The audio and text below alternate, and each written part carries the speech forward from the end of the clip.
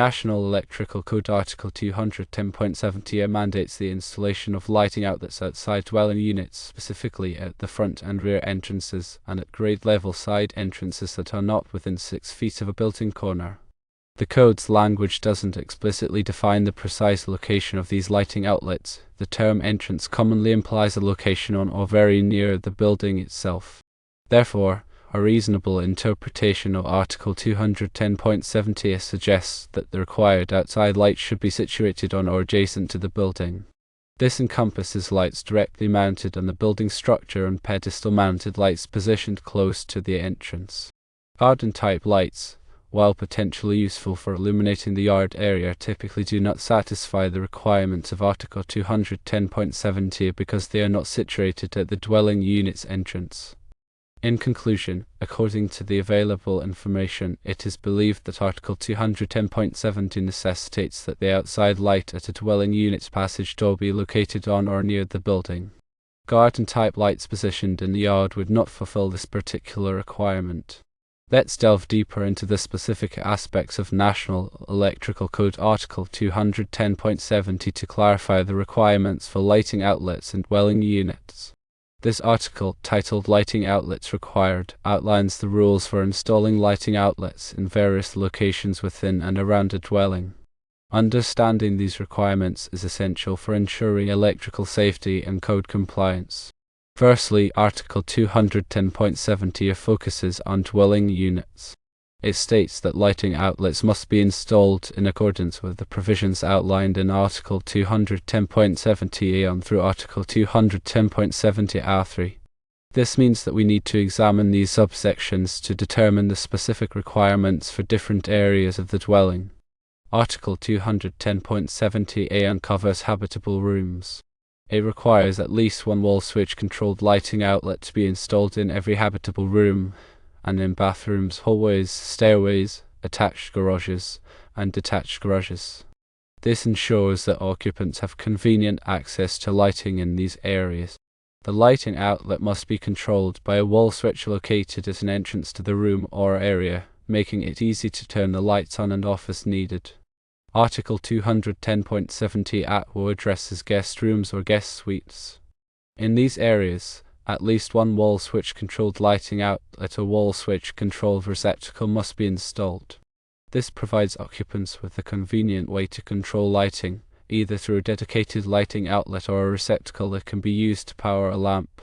Article 210.70 specifically deals with outdoor entrances and attachments.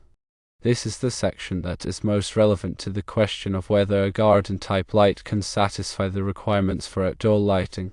Article 210.70a3 requires at least one lighting outlet to be installed at each dwelling unit entrance and any vehicle door with personnel entry.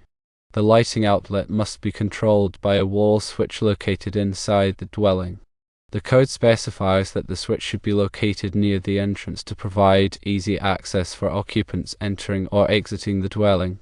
The intent of this requirement is to provide adequate illumination at entrances for safety and security purposes. Now let's examine the specific language of Article 210.70 more closely to determine whether a garden-type light can be considered an acceptable lighting outlet. The code requires a lighting outlet to be installed at each entrance. The term lighting outlet is defined in Article 100 as an outlet intended for the direct connection of a lamp holder, a lighting fixture, or a pendant cord terminating in a lamp holder. This means that the lighting outlet must be designed to accept a standard lighting fixture or lamp holder. A garden-type light, which is typically a low-voltage landscape lighting fixture, may not meet this definition. Garden-type lights are often designed to be installed along pathways or in garden beds to provide ambient lighting. They may not be suitable for providing the level of illumination required at a dwelling unit entrance for safety and security purposes.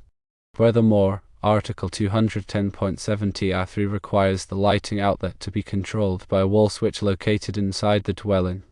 This requirement ensures that occupants can easily turn the light on and off as needed. Garden-type lights are often controlled by a photocell or timer, which automatically turns the lights on at dusk and off at dawn. While this may be convenient, it does not provide the same level of control as a wall switch. In addition to the requirements of Article 210.70 AFI, it is also important to consider the requirements of Article 210.70C, which addresses lighting outlets for attics and underfloor spaces. If an attic or underfloor space is used for storage or contains equipment requiring servicing, at least one lighting outlet must be installed in the space. The lighting outlet must be located at or near the equipment requiring servicing, such as an air conditioning unit or water heater. This ensures that technicians have adequate lighting when performing maintenance or repairs. The lighting outlet must be controlled by a switch located at the usual point of entry to the attic or underfloor space. This makes it easy to turn the light on and off as needed. In summary, National Electrical Code Article 210.70 outlines the requirements for lighting outlets in dwelling units.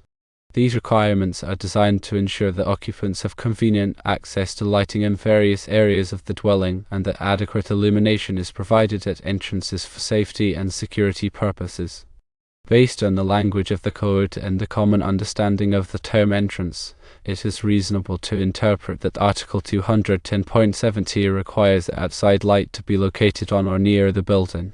This would include both lights mounted on the building itself and pedestal-mounted lights installed adjacent to the entrance.